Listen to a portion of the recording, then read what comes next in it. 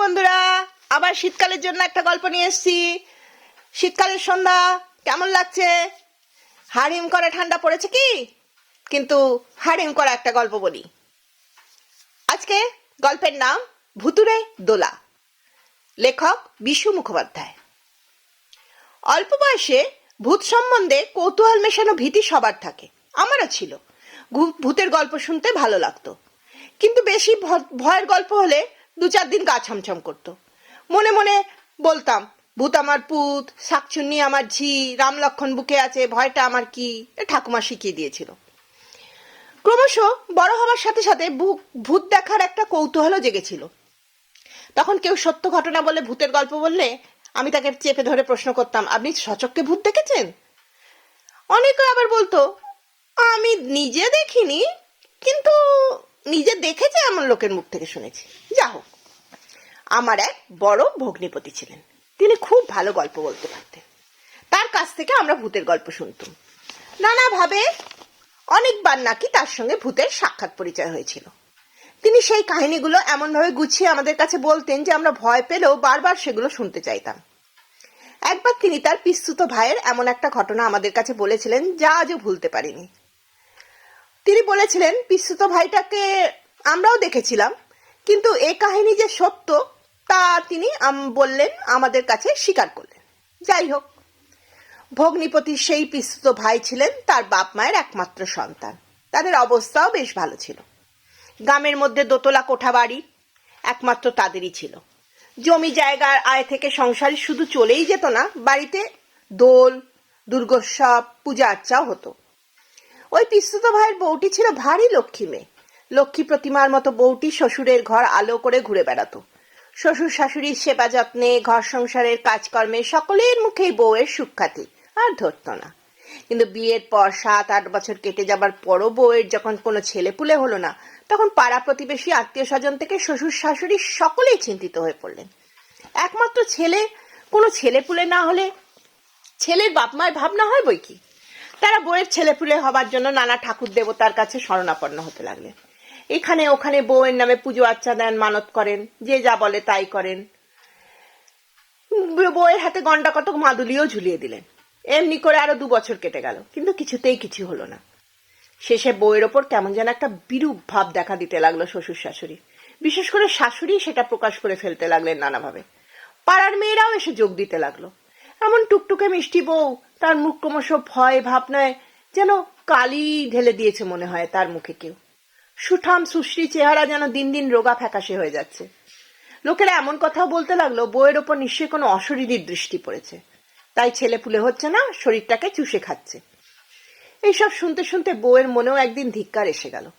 সে স্থির করলো এই জীবন সে আর রাখবে না। একদিন রাত দুপুরে বাড়ির পাশেই এক জল থই থই দিঘিতে ডুবে আত্মহত্যা করবে বলে সে বেরিয়ে পড়ল চুপি চুপি। আস্তে আস্তে পা টিপে বাড়ির দরজা খুলে দিঘির পাশে এসে দাঁড়ালো। চারিদিক আবছা চাঁদের আলো থমথম করছে। মৃত্যু ভয় না থাকলেও বউটি হঠাৎ ভয় পেয়ে গেল সামনেই বেলগাছের তলায় একটা লম্বা চওড়া পুরুষকে দাঁড়িয়ে থাকতে দেখে। আলো আধারের মধ্যেও তাকে স্পষ্ট দেখা যাচ্ছিল। তিনি আস্তে আস্তে এগিয়ে এলেন বউটির কাছে।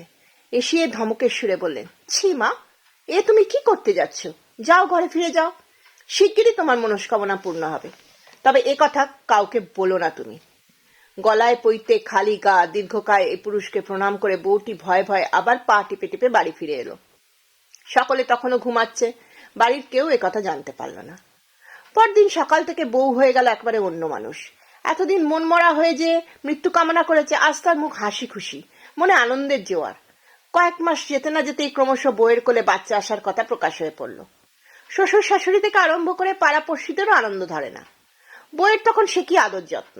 শাশুড়ি বলেন, তুমি মা বেশি খাটাখুটি করো না। শ্বশুর বলে, বৌমাকে মাছের মুড়োটা দাও। আর তার স্বামী তো কথাই নেই, সে যখন যেখান থেকে যা ভালো খাবার পানে এনে বউকে দেয়। এমনি করে দিন যায়। ব্রহ্মদত্তী ব্রাহ্মণের কথাটা কিন্তু বউয়ের পেটের মধ্যে ফুলে ফেপে উঠতে থাকে। স্বামীকে বলি বলি করেও ভয় বলতে পারে না। শেষে একদিন থাকতে না পেরে বলেই ফেলল। স্বামী তো শুনে একেবারে হতভম্ব, কিন্তু এই হতভম্ব ভাব সহজেই কেটে গেল যখন একটা মিষ্টি হাত পানারা জ্যান্ত ডলি পুতুলের মুখ ভেসে উঠল তার চোখের সামনে। জন্ম হলো একটা বাচ্চার। আনন্দে রক্তহারা হয়ে গেল সবাই। মাথায় একরাশ কাঁকড়া কোকড়া চুল, টানা টানা চোখ, আর তুলতুলের দেহটা যেন ময়দার সঙ্গে আলতা গুলে তৈরি করেছে কে।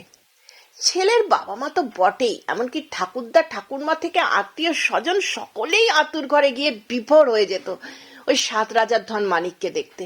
তার দিক থেকে কেউ চোখই ফেরাতে পারত না। কিন্তু এই আনন্দের মধ্যে আতুর ঘরেই বিষাদের ছায়া নেমে এলো। বউটি হঠাৎ মারা গেল আটকড়াইয়ের আগের দিন সেপটিক জ্বরে। মারা যাবার একটু আগেও বউটি বাচ্চার দিকে চেয়ে চেয়ে সে কি দেখা, বাচ্চার গায়ে একটা হাত রেখেই সে শেষ নিঃশ্বাস ত্যাগ করলো।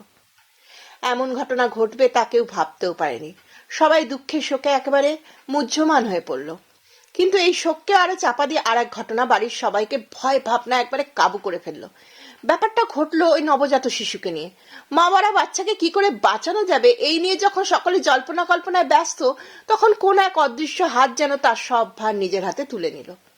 দুধের বাচ্চাকে মানুষ করার হাঙ্গামা অনেক।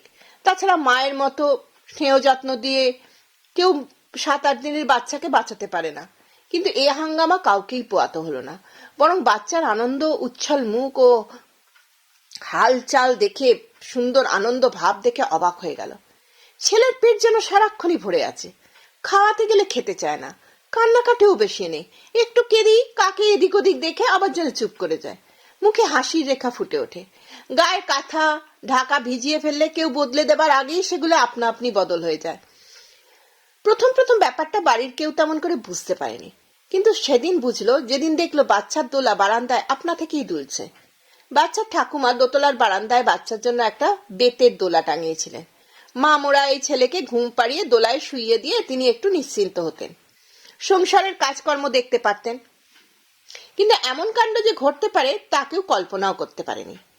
মানুষজন কেউ কোথাও নেই, অথচ দোলা আপনা থেকে দুলছে। দুলতে দুলতে যেই দোলাটা থেমে আসছে, আবার যেন কেউ ঠেলে দিচ্ছে সেটাকে। বাচ্চার ঠাকুমা বাড়ির সবাইকে ব্যাপারটা ডেকে এনে দেখালেন। দেখে সবাই থ হয়ে গেল। কথাটা ছড়িয়ে পড়ার সঙ্গে সঙ্গে পাড়াপড়শিরা ভেঙে পড়ল বাড়িতে। ব্যাপারটা জানাজানি হয়ে গেল আশপাশের চারিদিকে। দূর দূর গ্রাম থেকেও লোক আসতে লাগলো এই ভুতুরে দোলা দেখার জন্য।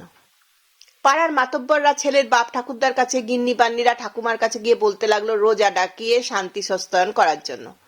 গয়ায় গিয়ে মায়ের পিণ্ডি দিতেও বলল, কিন্তু 1 বছরের আগে গয়ায় মৃতের পিণ্ডি দেওয়ার রীতি নেই।